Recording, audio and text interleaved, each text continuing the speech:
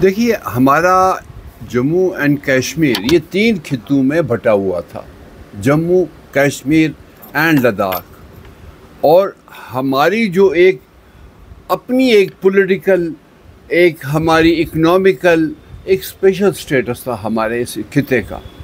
और ये चीज़ें जो हैं उस वक़्त जो हमारे एक बड़े फेमस आदमी थे स्वामी अयंगर जी, जिन्होंने ये ड्राफ्ट किया था आर्टिकल 370, उसको बहुत बड़ा धक्का लगा 5 अगस्त को 2019 को, जब इसे पार्लियामेंट ने इसको उठा दिया और यहाँ के लोग बहुत ही उससे नाराज़ हुए।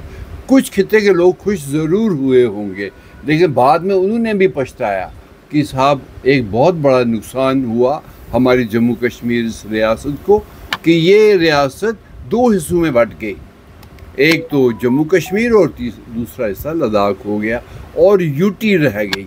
एक रियासत का दर्जा बहुत ऊपर होता है, लेकिन यूटी जो नीचे आ गई उसमें इनके पॉलिटिकल पावर्स भी ख़त्म हो गए। जो असेंबली भी बनी बाद में, उसके पावर्स भी, और लेफ्टिनेंट गवर्नर के पावर, उसमें डिवीज़न हुआ। तो मैं आपसे बताऊं कि बहुत से लोगों का नुकसान हुआ।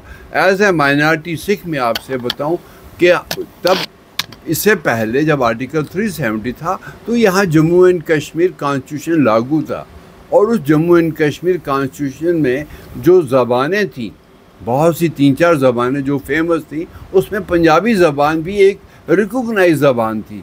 लेकिन जब ये आर्टिकल 370 एब्रोगेट किया, उसके बाद ऐसा हुआ कि हमारी पंजाबी ज़बान को भी उसमें मतलब बाहर निकाल दिया गया। तो नेचुरली एक वो खित्ता जो पंजाबी ज़बान के साथ जुड़ा हुआ था वो भी बहुत नाराज़ हुआ। तो इस तरह से जो हमारी यहाँ जम्मू कश्मीर के लोगों की इकोनॉमिकल और हमारी सोशल और हमारी जो पॉलिटिकल, जो एक व्हाट यू कॉल एक स्पेशल स्टेटस था, वो ख़त्म हुआ। तो नेचुरली यहाँ के लोग काफ़ी नाराज़ हुए। अब सरकार जो है उसको कह रही है कि हम इसको कंपनसेट करेंगे, स्टेट को दोबारा रेस्टोर करेंगे, लेकिन करते करते आज 6 साल जो हैं वो गुजर चुके हैं, लेकिन वो चीज़ अभी रियासत जम्मू कश्मीर के लोगों को नहीं मिली है। असेंबली जो मिली भी, वो असेंबली एक ऐसी असेंबली है जिसके पास कोई पावर लगता नहीं। मैं देख रहा हूँ कि हमारे चीफ मिनिस्टर्स, दूसरे मिनिस्टर्स, ये अब घूम रहे हैं दोनों हाथ जेब में डालकर, पैंट की जेब में डालकर। इनके हाथ में कोई कलम नहीं है कि सेक्रेटरीट में बैठ के कोई वो राहत दे सकें जम्मू कश्मीर के लोगों को, क्योंकि इनके पावर्स बड़े लिमिटेड हैं। इस लिहाजा ये स्टेट जो है इमीडिएटली इसको रेस्टोर करना चाहिए।